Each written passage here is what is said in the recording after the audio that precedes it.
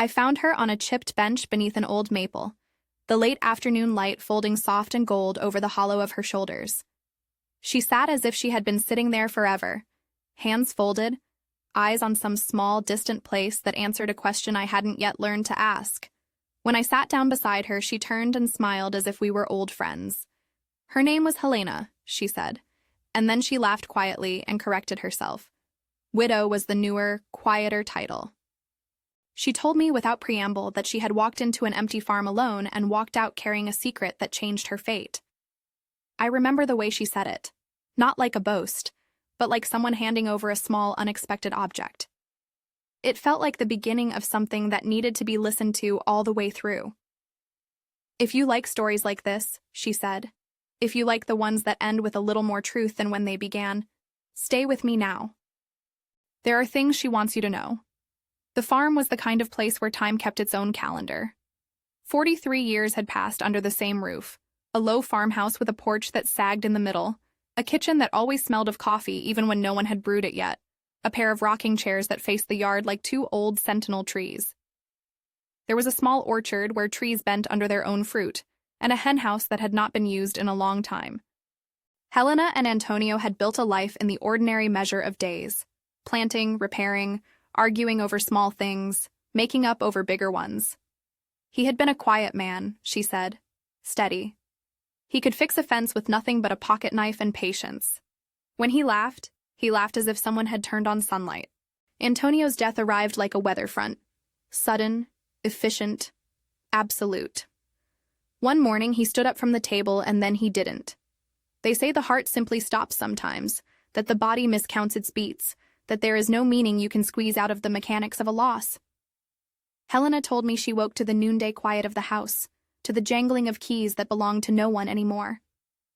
For weeks, she went through the motions of living, preparing a cup of coffee she did not drink, sweeping the porch that would be swept regardless, setting an extra plate at the table because the habit of a chair still kept asking for company. Grief, she said, makes the world smaller. Rooms rearranged themselves around the absence. The orchard no longer seemed to bear fruit. The hens' clucks that used to be a background hum were conspicuously absent. Her days lost their easy overlap. Mornings that had belonged to routines with him now became islands of chores and memories. She kept herself afloat by remembering ordinary things. The way he wrapped his hands around a mug, the soft scuff of his slippers across a wooden floor, until those tiny recollections either soothed her or cut her in half. Months passed, and loneliness settled in the corners like dust. Friends came, people from the town brought casseroles, the priest stopped by twice and left a card with a quiet prayer. Marta drove out from the next town over most afternoons. She was a woman with quick hands and an older laugh, the sort of friend who could say, "You look too thin," and mean it like a commandment. Marta cut Helena's hair once, trimmed the rose bushes around the back porch, and sat for long silences that required no filling. The farm held on to the rhythm of small rituals, but Helena felt like a house with its windows shut. Then one night, a sound came from the henhouse. It was the kind of sound that wakes you in the chest. The scrape of wood, the shifting of something that had been still for a long time. Helena had not been inside that structure in years. The hens had long since disappeared, and the paint was flaked away to reveal gray boards. When she first heard it, she stood in the doorway of her own kitchen and listened to the house breathe. She told herself it was a gust of wind. Then she told herself to forget she had told herself anything. She found a flashlight and a pair of gloves and walked across the yard, the beam of light cutting a narrow path through the dark. The henhouse smelled of old straw and dust and something colder beneath, the memory of places used for keeping things that needed to be kept. Helena's hands found the latch. The wood gave with a small complaint of old hinges. The beam of her light passed over empty nests and a rusted feeding trough, and then landed on something that did not belong. A patch of earth that had been disturbed, a small mound, as if someone had dug and then pressed the soil closed again. She pushed aside a loose board and felt with her fingers the damp of earth under wood. It took a mother's patience, the kind of patience you learn when you've been married so long you know the exact tilt of a spouse's forehead. That finally led her to a leather-worn box tucked into a cavity beneath the floor. The box was small and plaqued with iron, its lock eaten by rust. It had been there so long that dust had braided itself into the seams. Helena straightened, the light shaking in her hand, and then she did something quiet that no one had seen her do since the funeral. She wept out loud. Not because of the object itself, she did not yet know what it held, but because it was proof that someone had been keeping a secret from the house itself. She wrapped the box in an old cloth from the kitchen and carried it upstairs as if it were a sleeping child. Inside were folded banknotes browned with age, small snares of jewelry, one ring, a locket, a bracelet that had belonged to a woman whose handwriting might have been old enough to be mistaken for a past, and most important, a stack of letters bound with a string that had been frayed at the ends. The letters smelled of time, a smell like mothballs and the inside of a drawer where children once hid treasures. Each envelope had the precise looping script that belonged to a man who had been taught to write as if writing were a ceremony. One envelope had a smear of wax the color of dried blood, small proof of deliberate secrecy. She sat down at the kitchen table, the box sitting between her palms like a heartbeat. She did not open everything at once. There was an order she felt even before she decided upon it. The first letter she unfolded was not his.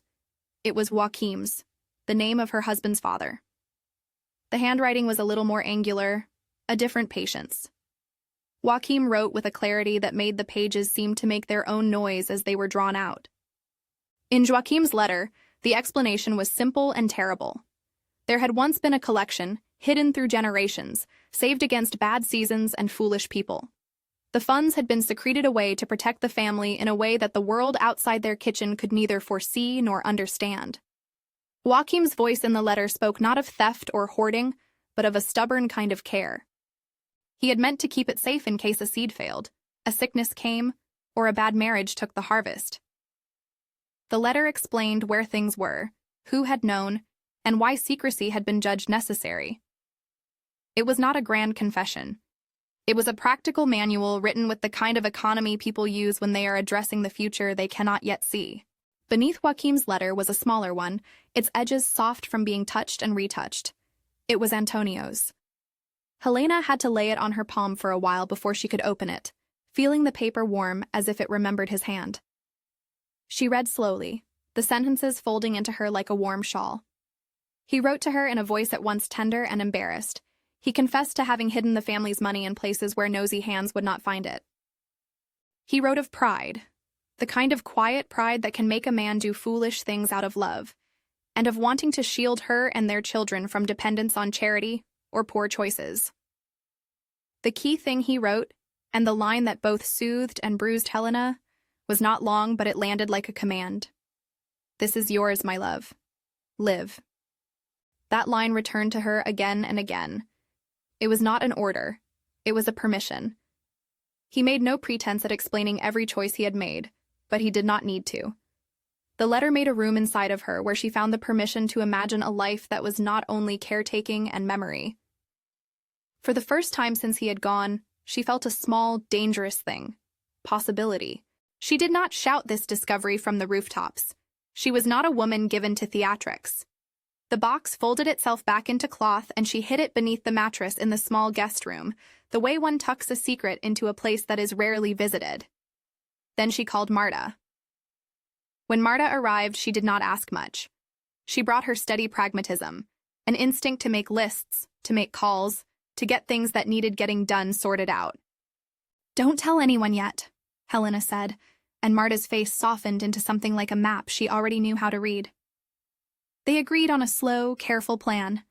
A private appraisal first, someone they trusted. Small towns will swallow secrets like blackberries. Rumor is their favorite dessert. Marta warned against the way curiosity could arrive as kindness and leave as the kernel of trouble. They chose Sue Milton, an appraiser who had once been an antiques dealer and had a reputation for honesty, the kind of measure that comes from doing an honest job for long enough that people don't bother to test you. He came with a satchel and a pair of hands that had seen many surfaces and many ages. He did not speak much when Helena opened the lid and set the jewelry and papers in front of him. He lifted each item carefully as if the objects had been waiting for him to recognize them. "These are older than they look," he said finally, the low voice of a man who has handled more artifacts than gossip. He ran a finger along the edge of a locket and then sniffed, half to himself, as if testing a memory. He made a series of quiet observations. The ring's craftsmanship belonged to a maker whose work was known in certain circles. The bracelet contained a class popular in households that kept their things well. He did not put numbers to it. Instead, he said things like, "This could be worth more than anyone expects, and you should have this examined more closely. Properly." Properly, Helena repeated, and the word tasted like a kind step into the future. But even as relief brushed her, there was tangible value in these things. The relief was not simple. Secrets like this have edges. They bring not only comfort, but questions. Who deserved to know? What did it mean to keep this from children who had grown up with the house as their earth? Would they see it as protection or betrayal? Marta, always steadier when she had a plan, suggested they begin with discreet bank safekeeping and then a measured accounting, an approach that honored both safety and honesty. But the delicate balance of secrecy is easily toppled. The appearance of an expert at the farm becomes, in a small town, a conversation starter. Someone at the feed store saw Milton's van and asked after his work. A neighbor who had always known Helena as a woman, who kept to herself, began to wonder why an appraiser had been at her kitchen table. Little things that were once ignored acquire meaning the moment the town's gossip needs a meatier story. When the word reached Helena's eldest son, Roberto, it arrived as a call in the kind of tone that betrayed both worry and command. Roberto was practical by nature, an engineer, someone who thought in systems and solutions. He asked questions that began with how and where and ended in the future's ledger, rather than its immediate tenderness. "Ma, did you say anything to anyone?" he asked. "Do you need me to come up? We can go through it together." Helena felt a tightness at that. She had not told anyone beyond Marta and so Milton. She did not want to be inspected as if she were a problem in need of fixing. Yet she also understood how worry turns to urgency in children. Roberto's voice carried an unasked-for authority that had once been useful in storms. He was the one who had tightened bolts and measured beams. She knew he wanted to arrange her life into safer proportions. She also knew that the instinct to arrange could feel like a usurpation. She said carefully, "No, not yet. I want to do this right. I haven't decided anything." Marcella, the middle child who had once been an actress before turning to teach at the local high school, called soon after. Her voice had a kind of dramatic rhythm. When she spoke about the discovery, she had a way of imagining scenes before they happened. "We should be careful," she said. "You shouldn't do anything alone, Mama. It's what Dad would have wanted, for us to be together." Diego, the youngest, answered with a quiet that made Helena both proud and afraid. He lived abroad and called at odd hours. When Helena told him there had been a discovery, his response was tight and immediate. "I can catch the next flight."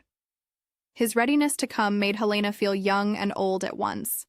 Young in the sense that her children still thought of her as someone to fix. Old because she felt the weight of decisions pressing into a time that was now hers to keep. Marta suggested holding on the news a little longer. "Let him fly here if he must," she said to Helena, "but let him see it after you've had someone more thorough than Milton look." Marta's solution was neither secrecy nor confession. It was a kindness that tried to fold both. Despite their care, the town had already begun to stitch the story into its own fabric. There were glances at the market, a question about whether Mrs. Helena was thinking of selling the orchard, idle suggestions about moving to town where the days would be easier. Helena felt exposed in a way she had not expected. The privacy she had kept as a thin, fragile skin around a life was thinning fast. In the interim, she did what Helena always did when choices grew too loud. She sat with the letters. Antonio's handwriting was a place she could go. She read his words aloud in the kitchen, under the lamplight, giving the room back the cadence of his voice. He wrote of small things. A patch for a coat he'd sewn 20 years earlier, the way the light used to fall on their bed in the early morning. But then he wrote the thing he had been too proud to say in life. That his keeping had not been meant to own anyone but to protect the people he loved from a future sometimes too cruel. The last lines, "This is yours. Live," were a guardrail and a map.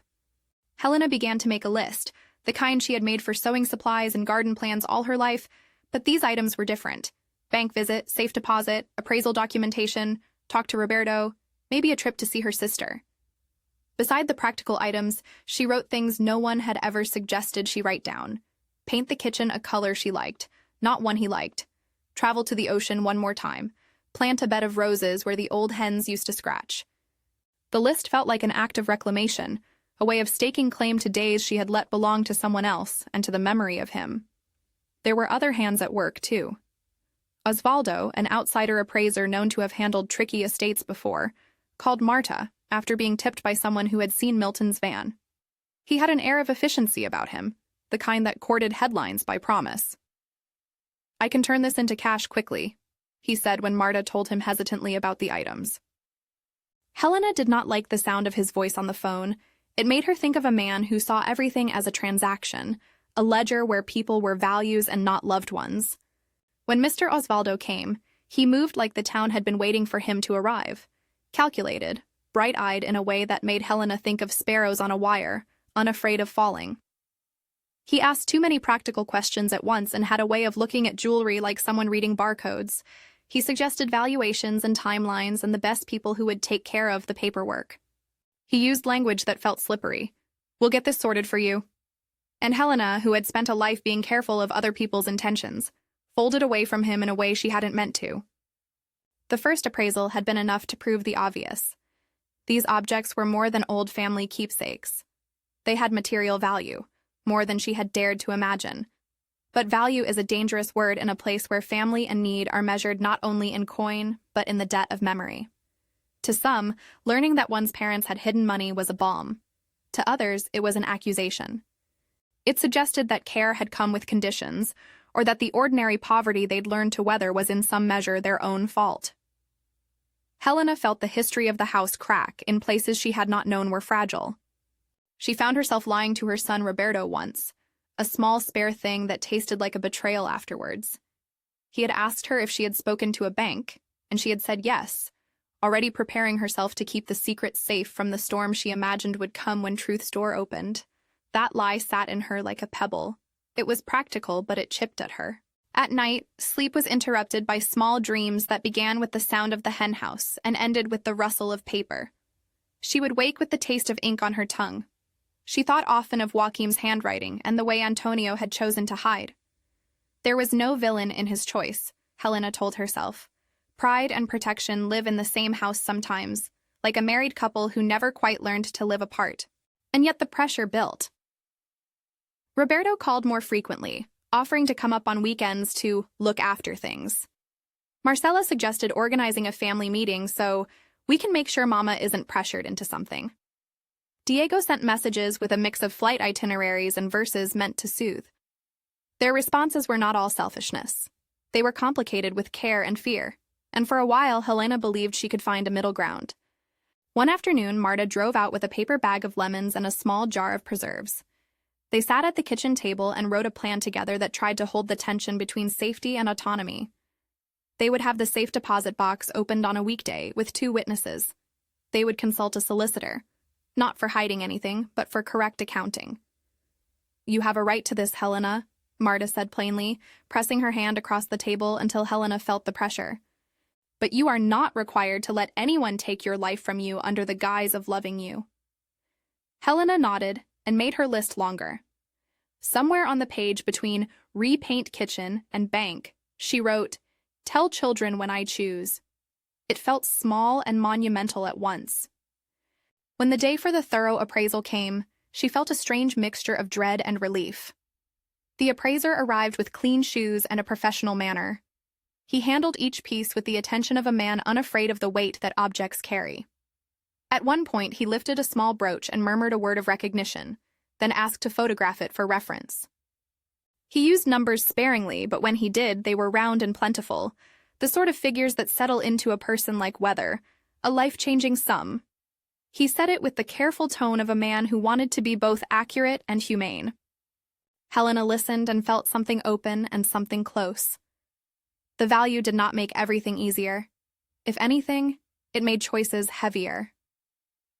Money, she learned again and again that week, rearranged a life in ways both practical and moral. To accept it was to accept new truths about dependency and independence, about what it means to be cared for and to be responsible. On the drive home that evening, the sky had the slow purple of twilight, and Helena kept the envelope with Antonio's letter on her lap, touching the outer edge with her thumb as if to remember the heat of his hand. She thought of the list she had made, the small rebellions she allowed herself, a trip to the sea, fresh paint on the kitchen walls, a donation to the community center that had taught children to read. She imagined finally pulling a suitcase closed and stepping onto a bus without a map. The image of herself walking down a dock at dawn seemed ridiculous and possible at the same time. But possibility carries with it the knowledge that others will come asking about it. The town had already smelled the shift. Marta warned Helena that once the children had the facts, once Roberto filed numbers into his engineer's mind, once Marcela's imagination painted futures, once Diego measured distances from his current life to their farm, everyone would feel entitled to have a say. Marta's voice when she said this was not accusatory. It was tender, like someone folding a blanket more securely around an elder's shivering shoulders. "Let them come," Marta said. "Let them be part of the conversation, but let them not be the decision-makers." Helena practiced saying no in the mirror in the days that followed. No to quick solutions, no to the idea that her life was a ledger to be balanced by committees, no to the shrinking of her days. Saying no was a muscle that hurt to flex. She could feel it under her ribcage like a bruise that would not fade. The very night she decided on a conservative approach, partial deposit, a modest renovation, a small trip, her phone rang with a number she had not expected. It was Roberto. His tone had a sharper edge than usual. He spoke with the careful impatience of someone used to being in charge. "We're coming up tomorrow," he said. "I'll bring Mom's things if you want. We can talk." Helena looked at the letter in her hand, at Antonio's final line again. Live. The word was a map and a test. She thought of the farm and how much of it had been shaped by the hands of others. She thought of the ways a mother's decisions become a family property, their subject of debate that they think is love, but sometimes is control. She breathed in, felt the kitchen smell of coffee and lemon and old wood, and answered, "Okay, come." She did not know then how heavy the house would feel the day they arrived, did not know how Roberto would walk into her kitchen and measure the space as if making a blueprint of her future. She did not yet know what Marcela would bring in her arms of dramatic consolation, what Diego would say with his quiet that would make the room feel both bigger and smaller. She did not yet know either what it would mean to stand up and say with steady voice what she wanted for her life. All she knew, in the soft place where the letter sat, was the small, growing insistence that something in her had been permitted to live again. She kept that like a secret spring, deep and cool, and it was enough to let her sleep when the house finally grew quiet. Then, as the map of decisions began to fold itself into paper and conversation, the car pulled up outside and tires crunched on the gravel of the lane. The house held its breath with her. The car's gravel bundle had hardly settled when Roberto stepped onto the porch and measured the day with his eyes, as if he were noting where to anchor a beam. He carried a duffel with tools and a carefulness that had served him well in projects and in life. Neat, decisive, impatient with loose ends. Marcela came with a bag of casseroles and a laugh that tried to keep the room light. She moved through the kitchen as if rehearsing a scene, arranging plates, setting utensils like props meant to comfort. Diego stepped more slowly, hands deep in his pockets, smiling but watchful. The son who had learned to hold a distance until he needed to cross it. They clustered around the kitchen table where Helena had put the box, not hidden this time, but placed with the confidence of someone who finds her voice. Marta had taken the seat opposite Helena and folded her hands in a way that said she would be both ally and witness. The letters lay on a clean napkin, their paper edges catching the light as if they were small pale boats in a harbor. Roberto's first words were not angry, they were mechanical, a list of possible outcomes. "We need to inventory, insure it, make sure it's in an account that can't be touched without proper signatures. If there's money here..." He paused, looking at his mother as if measuring where her independence ended and his obligation began. "We should manage it so it doesn't get squandered." Marcela reached out as if to smooth the space between them. "Mama, we want what's best. We just don't want you to be taken advantage of." Diego, quieter, added, "If there's value, we should secure it. I'm willing to help however you want." Helena listened. She listened like a woman who had been married a long time and knew the sound of well-meaning hands that could, under pressure, become grasping.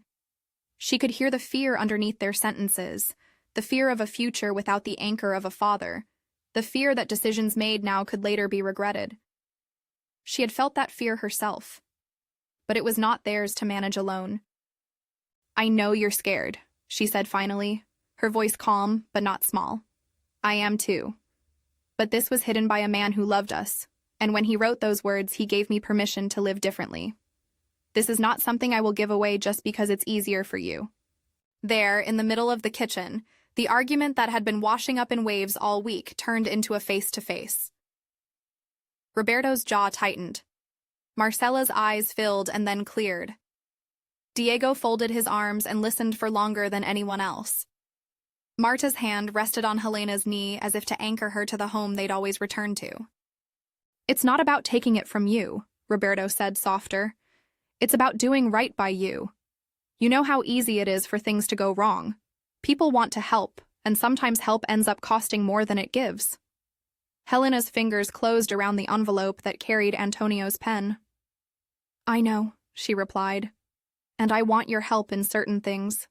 But this house is mine as much as it was his, and so is the choice about what I do with what he left."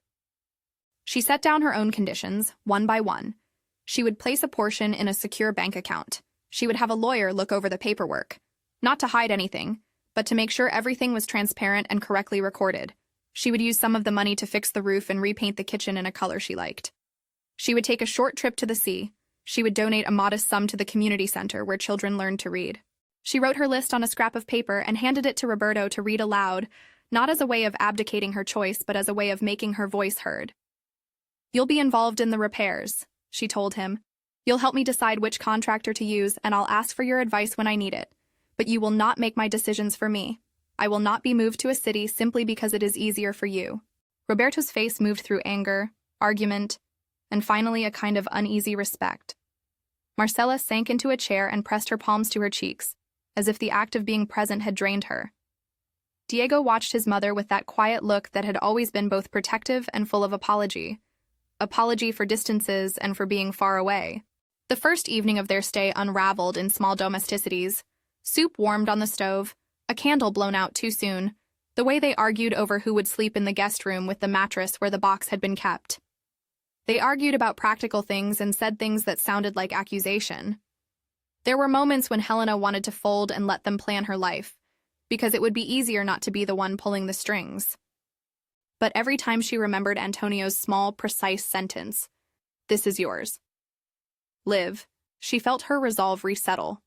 That night, Roberto, unable to sleep, came into the kitchen to smoke a cigarette on the porch. The two men fell into conversation. One young enough to see order in a set of blueprints, the other old enough to see people rather than problems. Roberto asked about his father's habits, his secrets. The old man on the porch, head bowed under a cap of gray hair, shared memories about Joaquim and that peculiar elbow of caution that ran in the family. Listening softened Roberto in a way small conversations often do. When he returned to the house, he wore a different patience on his face. Next came the forms and the appointments. Helena accompanied So Milton and Marta to a modest branch of the county bank. She watched the clerks with interest rather than fear, signing documents with a steady hand. There were no dramatic scenes of secret vaults or hidden safes, only the quiet efficiency of people who do their work every day. The clerk who made sure the accounts had proper identification, the notary who confirmed signatures with an indifferent kindness. Marta stood by as a witness. Roberto sat in a corner with a stack of blankets and a practical watchfulness. Marcela took pictures of her mother with the ridiculous enthusiasm of someone who wanted to document this reclaimed chapter. At the bank, Helena asked a few practical questions until she felt the edges of the process become visible enough to touch. She did not sign away her choices. She set up the account in her own name, with joint access for a financial advisor she had chosen. The solicitor Marta had suggested, a woman in town known for both compassion and competence. The words on the paperwork were small and bureaucratic, but their meaning landed in Helena the way sunlight lands on a windowsill in winter. It warmed something that had been cold. Osvaldo, the outsider with the crisp promises, kept calling. He had friends who handled quick sales and clean transfers. He spoke of expediency and opportunity, of markets and timing. Helena, who had spent a lifetime listening to the world reduce the complexity of people into numbers, put the phone down more than once. She did not appreciate the way his voice treated the past as currency to be liquidated. He came once in person, slick as a clean-shaven map, with a binder that smelled faintly of new paper. He asked to see the inventory, to make an offer on behalf of a buyer who preferred discretion. He spoke in an even cadence meant to charm. The uncomfortable thing about him was that he believed his own pitch, that this was an opportunity for everyone involved.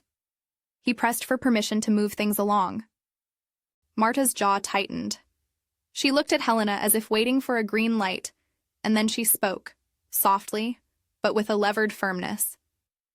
Helena has asked to do this her way, she said. We will take time to do things right. No one will pressure her. Osvaldo's face registered annoyance at the interruption of momentum. He left with a promise to call in 3 days. Helena, however, had already decided in those moments that she would not be hurried. She had taken 43 years of small decisions and turned them over in her hands. She would not allow a stranger to turn her life into a quick profit. What followed was a season of negotiation that boiled down into small daily acts. Helena met with the solicitor who explained, without preaching, what the formal steps would be to protect both assets and clarity of ownership. She had to sign forms, to make photocopies, to prove identity, to name a beneficiary in case something else happened. She did these things not as a surrender, but as a practical choreography that allowed her to live freely within the framework of the law. She also began the physical work of reclaiming her house. Paint arrived, a blue for the kitchen that made the morning light taste like cold water. Workers fixed the sag in the porch and replaced the rotten boards of the hen house, the very place that had given her the secret. Helena supervised, sometimes with impatience, sometimes with a grandmother's eye for detail. Roberto measured, Marcela taped drop cloths and hummed off-key while she painted. Diego lifted planks with the quiet strength of someone who wanted to make amends with time spent rather than words. She planted roses where the hens used to scratch. She planted them with her own hands, feeling the cold dirt fill the spaces between her fingers like a small reclaiming of time. The seeds of other people's help were woven in. Marta's neighbor brought a wheelbarrow, Roberto dug deeper than he knew he would. Marcela bought plants in mismatched pots and arranged them like a stage. They laughed sometimes, awkward at first, about how easily they had mistaken care for control.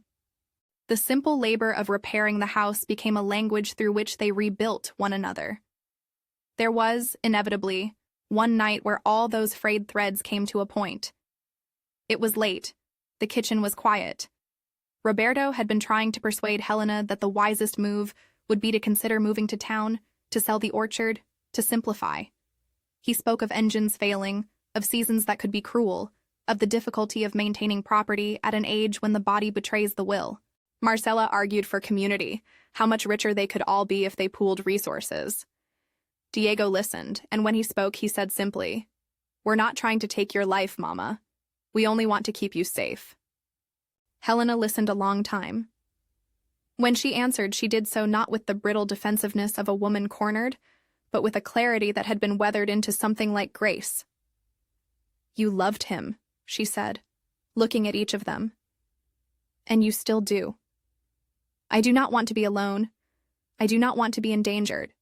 But I will not be treated as if I cannot decide how to live. If this money had been given to me by anyone else, I might have felt differently, but it was hidden by your grandfather and your father because they believed they were protecting us in their own way. That doesn't make them right about everything, but it does make their intention clear. They wanted us to live, not to be corralled." She named the plan she had chosen in the words she'd written earlier. A safe deposit for a significant portion, a small renovation, a trip to the sea, a fund for local kids' reading classes, and a reserve to help neighbors in real need. "You can be part of this," she said. "You can help. But you must respect that the decision is mine." The loudest thing in the room after that was not outrage, but a long, slow breath, as if everyone had been holding the same note and finally released it. Roberto's shoulders sagged. Marcela's hands covered her face and then smoothed out. Diego stepped forward and took his mother's hands, fingers light, and said, "Okay, Mama. We'll do it your way. Teach us how to help." They did teach him. They learned how to respect the line between guardianship and ownership, how to set boundaries that kept love intact and independence whole. Roberto learned slowly to ask, "How can I help?" instead of, "What should I fix?" Marcela learned to rehearse her reactions before she offered them. Diego, by being present, offered his mother the kind of respect that comes from choosing rather than commanding. There were community reckonings, too. Gossip, as predicted, did its work. The feed store, the cafe, small talk with neighbors. Some looked on with envy, others with worry. But there were also gestures of unexpected tenderness. A neighbor who offered to prune the fruit trees for free, the librarian who donated books to the reading program Helena supported, the children's choir at the community center that sent an envelope of hand-drawn thank you cards.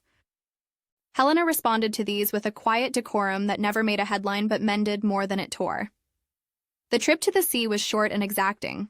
She arranged a small room by the shore, one with white curtains that caught the wind like sails. Helena had never been one for grand gestures. Her suitcase contained a couple of dresses, an old photograph, and a paperback novel she had never finished. The sea was louder than the farm, honest and immediate, and it startled her in the first minutes when the salt hit her mouth. She walked along the dock at dawn, the wood cool beneath her soles. She watched gulls pick at the leftover scraps of fishermen's nets and felt the long line of her life behind her and the possibility of days ahead. On the second morning, she sat on a bench and wrote postcards to her children. They were small things, notes of gratitude and small reports. The sky, undressed in blue. The breakfast, surprisingly good. The waves, loud as laughter. She signed them off with a line she had never before written to her grown sons and daughter. "I am learning to be myself again." When she returned home, the house had a fresh brightness to it. The patched roof let sunlight in where it had been dim. The kitchen paint made the room feel like a new morning. Her rose bushes were taking root. The community center had a small plaque with her name, not because she wanted credit, but because the children had insisted their helper be named in the book of donors. She had given modestly. She had kept enough for the unexpected. The way she had balanced both was the sort of wisdom learned by living through weather you cannot control. Christmas arrived with all the ritual of weather and habits. The table was set with mismatched china and candles. There were new slipped-in traditions. Marcela read a scene she had written about the farm's history and, at the end, recited from Joaquim's letter in a voice that trembled with the admission that family stories are messy and precious. Diego had brought a camera and took photographs of his mother laughing. Roberto carved the roast with a care that was almost tenderly precise. Marta sat at the head of the table and made sure the gravy did not overflow. She had taken up the role of both friend and defender, the steady hand in the chaos.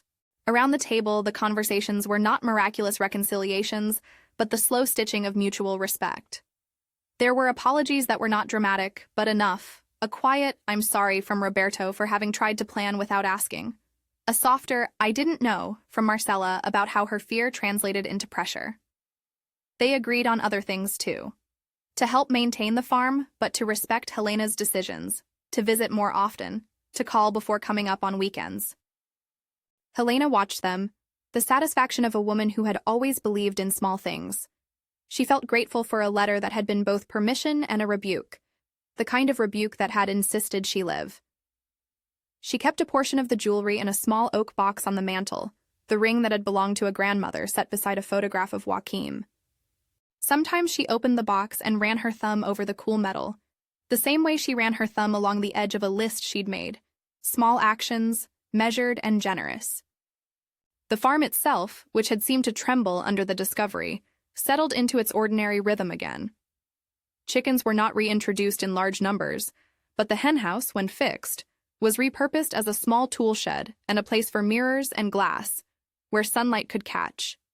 Neighbors walked by and spoke. Some asked directly about the way Helena had handled her choices, and she answered with a combination of bluntness and humor that made them both blush and laugh. Osvaldo eventually stopped calling. Perhaps his quiet appetite for quick profit found other fields to harvest. Perhaps he'd learned, though he rarely did, that people do not always fit neatly into the boxes his ledger required. The town moved on. News itself has a short attention span. Winter gave way to spring, and Helena found herself moving through days with a steadier step. She had paid off the small debts of neighbors who had quietly contributed during hard harvests. She had sponsored an after-school reading hour with a volunteer who taught children to hold books like they were maps out of the dark. She had taken Diego to the train station once when he went back abroad, and she had organized a modest celebration for the community center fund, where kids recited lines from stories they'd learned and held up drawings for their benefactor. Her relationship with her children matured in ways both quiet and significant. Roberto learned to bring flowers sometimes, not to boss, but to help.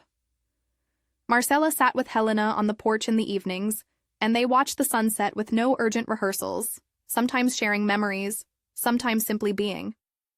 Diego called more often, and on his visits he mended fences without being asked, a wordless way of making amends. At family gatherings, they would laugh about the days when the argument about selling the orchard felt like a war. They'd eat pie and listen to Marta tell a story of how Helena once slipped off to town to buy a pair of shoes she pretended she'd never wanted. Years, when they arrive, have the patience of slow painters. Helena found herself reading more and worrying less. The letters stayed in her drawer, sometimes read again in the quiet of winter nights, each time revealing the same mixture of love and imperfect decision-making that made human beings beautiful and complicated. She kept Antonio's letter in a frame in the kitchen now, the edge of it softened by handling. The line he had written remained a kind of compass. This is yours. Live. One afternoon, months after the Christmas meal, I saw her again. I had not planned to, but life makes small coincidental loops. She was on the same chipped bench beneath the old maple, the late light folding gold over the hollow of her shoulders. The bench seemed to have become a place where she arrived and left in equal measure, a threshold between the world that loved her and the one she was still learning to love back. She looked up as I approached and greeted me as if we'd been discussing the weather for years. The lines around her eyes had softened. There was a steadiness in her posture I had not seen before. She had on a blue sweater that matched the fresh paint of her kitchen, and she smiled in a way that had more ease than before. "How did it go?" I asked, though I had some idea from the town and the slow ripple of stories. She considered the question the way someone considers a soup to see if it needs salt. "It went as it had to," she said. "There were storms. There is still work to do. But the house is not the same kind of empty it was." We sat for a long while, the maple's shadow making a dappled pattern across her hands. She talked about small things, the taste of salt on her lips at the sea, the way the paint made the light in the kitchen look like morning even at noon, the children's laughter at Christmas. She told me about the roses, how they had surprised her by blooming back after a rough winter. She told me about the community center and the children who came to learn. "Do you miss him?" I asked, the question that sits in the middle of any life healed by time. She paused. I could see the edges of the pause as if it were a door being slowly opened. "Every day," she said, "but not in the way that makes me stop living. I carry him like a warm cloth folded in my bag. Sometimes it is heavy. Sometimes it is what keeps me from freezing." She smiled, and for a second the sun found an old freckle on her cheek. I asked, "What changed you?" She thought about that, and then answered carefully. "Finding the box did not change everything," she said. "What changed me was being asked to decide. For years I followed. For years I thought that to be loved meant to submit. But this secret forced me to see that loving someone and choosing for them are not the same thing. When you choose for me, you erase part of what I am. That was the hardest lesson I learned. Protection can become possession." She looked at me then, eyes steady. "You cannot give another person a life. You can offer help. You can clean the porch and fix the roof and bring soup. But you cannot decide how they will use what is left of the days. That is their work." We sat together until the light thinned and the air cooled. Children ran past at the edge of the road, their voices a high note of impatience and joy. A pickup rattled by, kicking up dust. The farm smelled of wood smoke and laundry and the distant sweetness of fruit trees. Helena rose when it was time and patted the bench as if to say, "Come back." She moved with a quiet steadiness, the kind that comes from having chosen and then lived by those choices. I left that day carrying her story with me like a small stone in my pocket, smooth and oddly comforting. It is the sort of tale that asks questions about what we owe one another, about the difference between care and control, about the dignity of choice. When people ask me what the secret changed, I say that it gave her permission to be the kind of person she had always been, but had not been allowed, even by herself, to become. someone who tended the earth and tended her own heart with equal care. Before I go, I want to ask you something. If you found a secret like Helena's, what would you do? Would you keep it, tell the family, or would you let the owner of the secret decide? Share your thoughts in the comments, I'd love to know. And if this story moved you, share it with someone who needs the quiet reminder that it is never too late to choose your life.